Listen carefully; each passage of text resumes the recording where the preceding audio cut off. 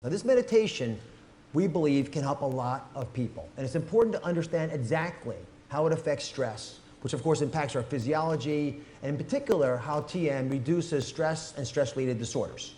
So I'm going to walk you through a couple important tips. This first image is my office. And like many of you, I sit in my office day in and day out thinking about what the heck am I doing wrong. Makes me churning up the waters. So I'm on that surface in that ripply water in a canoe and not doing so well. So let me explain to you, because I'm a heart surgeon, how I see stress in the heart. And this is an animation that I think will bring it alive pretty nicely. This is the middle of the heart. See that first rupture, that little plaque that cracked? That plaque that cracked leaves a raw surface on the inside of the heart vessel. And that vessel starts to heal itself over. It puts a scab on it. And that scab gets larger and larger like you would anywhere in the body. But in the heart, it does something catastrophic. Kaboom! Right there, it closes over the artery. And when it closes over the artery, what you just saw was the leading cause of death in the Western world. Now, what can Transcendental Meditation do about that? It's a remarkable process. I'll show it to you real quick again. You've got a scab inside the artery, a plaque ruptures, and it's not the plaque that kills you. It's the scab on top of it. And that arterial surface, that lumen, that tube that's carrying life-sustaining blood, in this case to the major vessel of your artery, is what causes death. Now, let's scroll forward and talk a little bit about how it works. If you look at what it fundamentally does, Transcendental Meditation, this is a study done with subjects with high blood cholesterol. It's a one-year study looking at people who practiced TM for that year. And it was associated with a significant reduction in total cholesterol by about 10%. That's 30 millimeters of cholesterol. Now, if you're on a medication for cholesterol, we hope you can get 30 millimeters lower in your blood cholesterol. Well, this happened through Transcendental Meditation alone.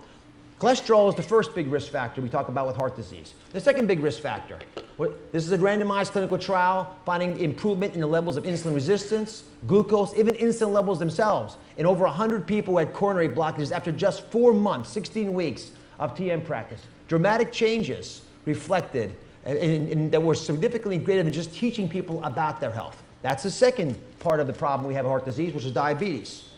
The third big one, but this one, by the way, was funded by the NIH. So it's a reputable organization supporting this work. The next study looked at a randomized trial of hypertension sufferers, people with high blood pressure, showing that Transcendental Meditation produced significant reductions in systolic and diastolic, the high number and the low number of the blood pressure, of 11 and 6 millimeters respectively. Those are big numbers.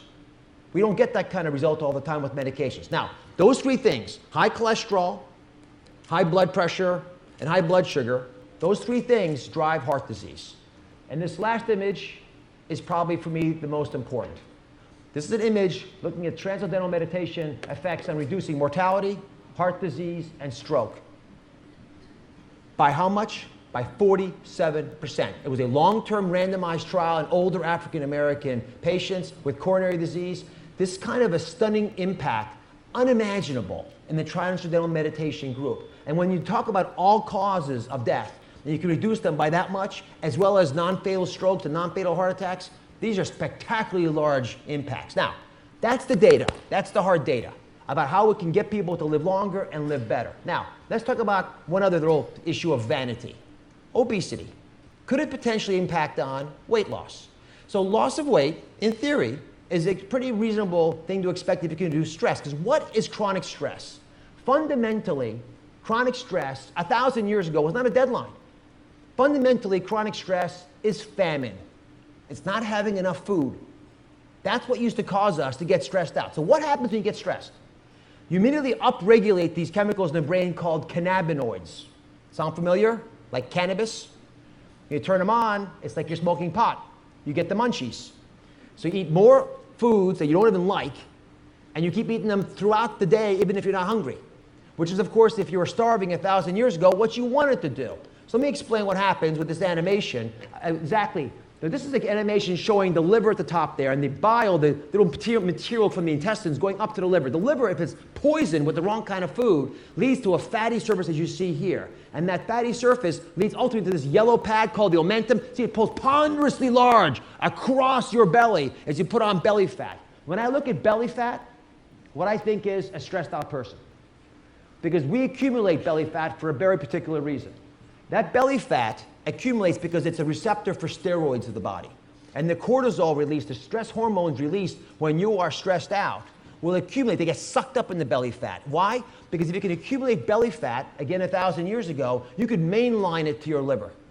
You could quickly shove it into your body if you were starving. So our ancestors desperately needed this protective mechanism. We don't need it anymore. Now, the anxiety that I'm talking about that leads to overeating and many other problems paralyzes the ability of its sufferers to function normally. We've all experienced that.